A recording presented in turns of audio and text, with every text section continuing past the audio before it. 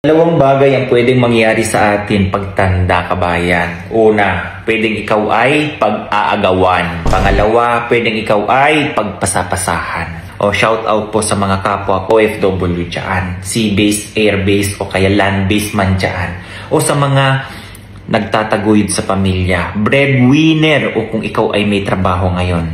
Ikaw, tanong kita, bakit gugol na gugol pa rin yung oras mo sa pagtatrabaho gaya ko? Sige nga, reality point of view. Doon sa unang statement ko, totoo po yan. Kailangan natin habang nagtatrabaho tayo, kabayan, kailangan din natin magtabi sa ating mga kinikita. Sa akin na part, kung ikaw man ay single o yan, may family ka, kagaya ko na may family, although meron tayong mga anak. Ang sa akin ngayon, kabayan, nagbigla ko lang naisipan na hindi dapat ako nakadepende sa anak ko pagtanda ko. Kasi may sarili naman silang buhay. Yung hindi ako nakakaabala sa kanila. Yung hindi ako ang inaasikaso nila. Yan ang nasa isip ko. Kaya ang gagawin natin dito, ikaw na nanonood ngayon, ha, nakagaya ko, magtabi tayo sa ating mga kinikita. I-invest natin, ha? Kumbaga, iba na kasi, sa totoo lang, reality lang ito, kabayan, na alam mo kung ikaw ay may konti o kung sabihin na natin may naitago ka. Di ba pag-aagawan ka kapag may yamang ka? Yan ang sinasabi ko sa kabila. Yung kapag wala ka na at matanda ka na, pagpapasapasahan ka na yan. Although may mga pamilya din naman, may mga anak na nagiging responsable. Depende po sa anak kung paano pinalaki. At depende din sa magulang kung paano magpalaki ng anak. Okay? Hindi po pare-pareho. Ha? May mga standard kasi yan. Kami, nasa lower standard kami, kabayan. Pero, pinalaki kami ng maayos. Alam namin kung paano namin gagampanan ang aming tungkulin bilang isang anak kapag yung magulang namin tumatanda na. Ikaw na nanonood ngayon, palakihin mo lang ng maayos ang iyong anak.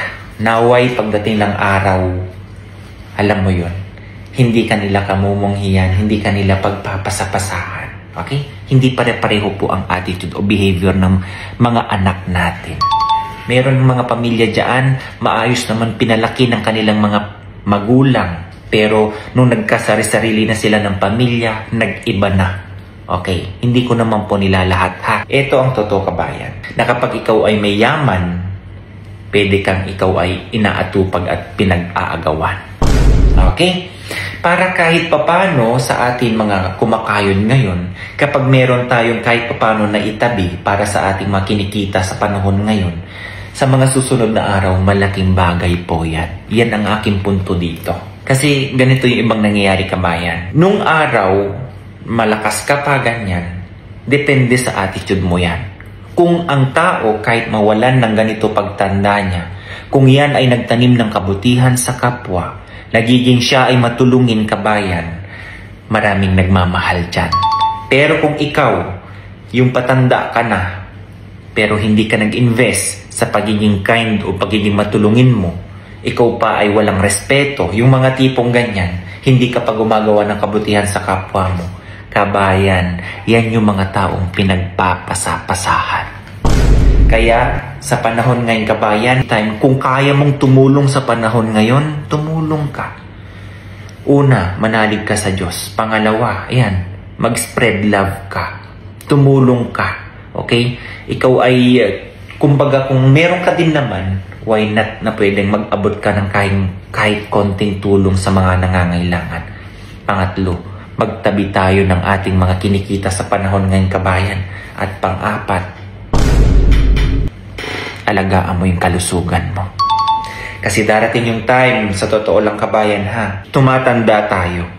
Naway tayong mga, ngayon, ikaw na nanonood ngayon, yung hindi tayo pasakit o pasanin sa ating mga mahal sa buhay, na tumatanda na nga tayo at may sakit tayo. Yung tipo ba na bago tayo mawala, or sa pagwala natin dito sa mundong ito, kabayan, yung hindi dahil sa sakit, kundi dahil sa edad.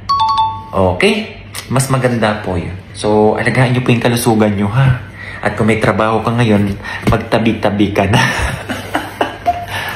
Ang pinaka-the best yan talaga, kabayan, manalig sa Diyos at gumawa ng kabutihan sa kapwa. Yan ang pag-investan natin, kabayan. Okay?